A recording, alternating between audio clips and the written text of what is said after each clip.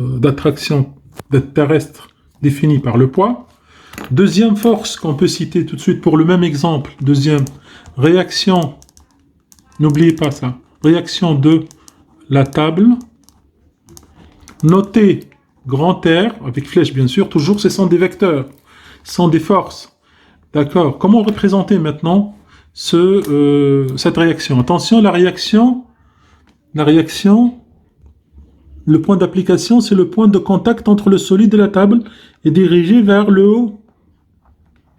Et pour que le solide ne bouge pas, n'est pas foncé dans la table, ni bouger ni à droite, ni à gauche, ni vers le haut, la réaction R doit être de même longueur, de même valeur en fait, de même valeur, même longueur, de même valeur, de même intensité surtout, que le poids pour que le solide ne bouge pas.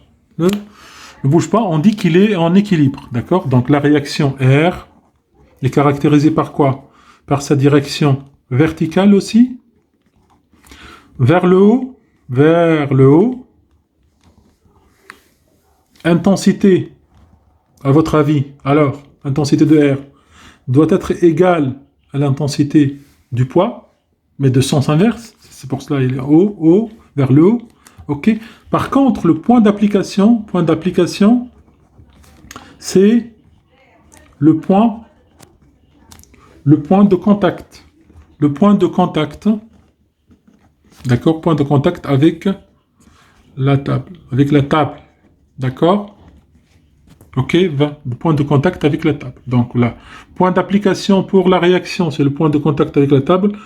Point d'application pour le poids, c'est le centre de gravité du solide ou de l'objet. Ok, on dit dans ce cas, si R, vous regardez sans flèche, c'est-à-dire le module ou l'intensité, la valeur de R est égale à P pour que le solide soit en équilibre. R est égal à P, et l'écriture vectorielle le plus importante, c'est R plus P est égal vecteur nul. C'est-à-dire, là, on tient compte du sens. Le sens. En bas, si vous faites l'addition entre les deux, vous trouvez que là, l'objet est en équilibre. Hein. Le solide est en... Je l'écris en couleur parce que c'est important le mot équilibre. D'accord? Il est en équilibre. D'accord? Ça, c'est concernant le poids et la réaction. Ok? On peut citer un autre exemple pour la réaction. Donc, on a parlé de l'équilibre, hein, j'insiste là-dessus. La réaction de même valeur que le poids, mais de sens inverse, et c'est tout. On peut avoir cette propriété importante de réaction plus poids égale vecteur nul qui assure l'équilibre. Dans un autre cas, ça c'est le premier cas, quand le solide ne bouge pas, on peut avoir un mouvement, donc le solide est en mouvement uniforme, ok, un mouvement rectiligne uniforme, c'est-à-dire pas d'accélération rectiligne uniforme. Je veux essayer de représenter ce cas-là. Donc table, l'objet en mouvement maintenant. Le mouvement est assuré par une force, un fil par exemple, une poulie, d'accord, et soit on tire, soit une masse M qui assure ce mouvement. Donc ici il y a une force d'attraction, ok, ou force motrice plutôt, on dit force motrice, petit m. Il y a le poids de tout à l'heure, la même chose, et on remarque que la réaction est toujours perpendiculaire dans ce cas, toujours perpendiculaire, s'il n'y a pas quoi de frottement ici, frottement nul. Si le frottement est nul, la compensation ou cette représentation entre R et P est assurée. Il reste que l'effet de la force motrice qui tire l'objet avec un mouvement rectiligne et uniforme. D'accord? Dans ce cas, on dit que la règle R plus P est toujours assurée. D'accord? On parle d'une compensation. La compensation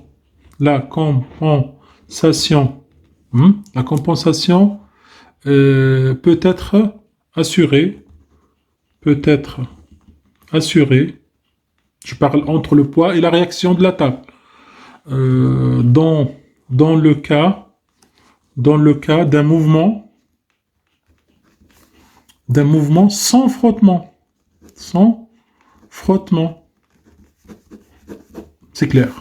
D'accord. Donc, soit l'objet est en équilibre total, comme le cas montré tout à l'heure, ok, P plus R égale à vecteur nul, soit en mouvement sans frottement, avec une vitesse constante, puisque c'est uniforme. Donc, la compensation entre P et R est assurée. D'accord. Donc, ici, dans ce cas, on parle de 3 forces. Le bilan de force, souvent on vous demande bilan de force. Vous notez sur votre copie que il y a le poids, il y a la réaction R, et il y a la force motrice. D'accord. Donc, ce solide subit 3 forces.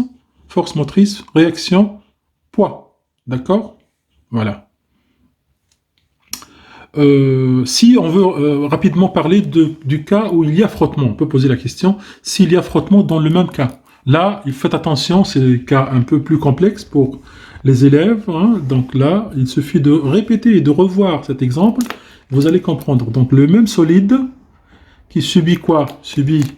Subit son poids, à partir de centre de gravité, P, subit une force motrice qui tire, comme je vous ai dit, par un fil ou par n'importe, hein, d'accord, poli, et il y a une masse, d'accord. Et la réaction maintenant. La réaction, s'il y a frottement, la réaction va être sous cette forme-là. La réaction va être sous cette forme-là. Elle va s'opposer au mouvement, d'abord. Elle va être inclinée, R, d'accord. Et pour faciliter les calculs, on projette R sur 2 axes. Les axes, on peut les mettre ici, sur le P. On peut le décaler à droite pour les voir, vous allez vous comprendre. Donc, le R, regardez, c'est important là. Le R, on peut la décomposer en une composante normale à la table, c'est-à-dire perpendiculaire, qu'on le note N, et une composante tangentielle, qu'on la note petit f, qui est due au frottement. Donc, en présence, donc ici, avec quoi? Avec frottement. Excusez-moi, j'écris rapide. Avec frottement.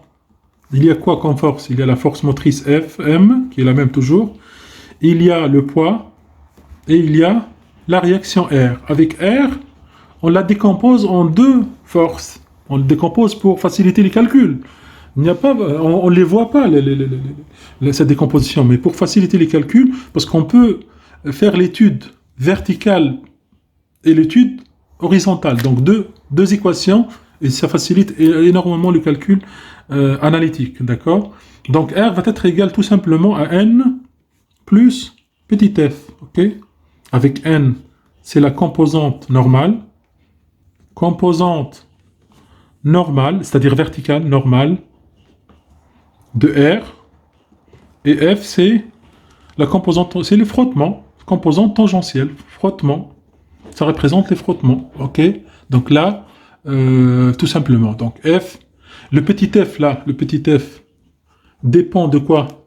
Si elle est importante ou pas, dépend de la masse, dépend de la rugosité de la surface, d'accord? Si la surface est lisse ou pas, donc on va dire dépend des surfaces de deux objets, table avec solide des objets, des surfaces, des surfaces des objets, des surfaces des objets, ok? Voilà, c'est logique, hein, d'accord? C'est-à-dire l'état de surface, d'accord? Ça, c'est concernant, on va faire quelques exercices là-dessus, bien sûr, avec frottement et sans frottement. Mais il faut maîtriser d'abord sans frottement, c'est le cas le plus simple, d'accord? Ok? Donc, on va terminer cette partie par la force élastique, ou le cas d'un ressort, le célèbre cas typique du ressort, d'accord? Voilà, ok. Donc, maintenant, troisièmement, si je ne me trompe pas, la force élastique.